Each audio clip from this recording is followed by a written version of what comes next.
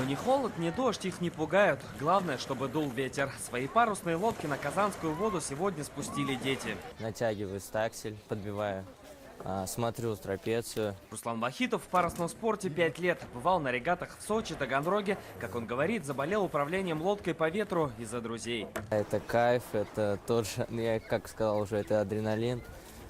Вот ты висишь, смотришь вперед, смотришь на парус. И вот думаешь именно о гонке, а не что у тебя там творится. 3, 2, 1, оп! Оптимист, лучмини, кадет 420 – так назвали классы регаты. Кроме юношей, сегодня на старт вышли и девушки. Для победы участникам необходимо преодолеть 4 буйка в акватории Казанки. Правила для всех одинаковые, независимо от возраста спортсмена и класса лодки. Здесь все решает мастерство и, конечно, сила, главное, попутного ветра.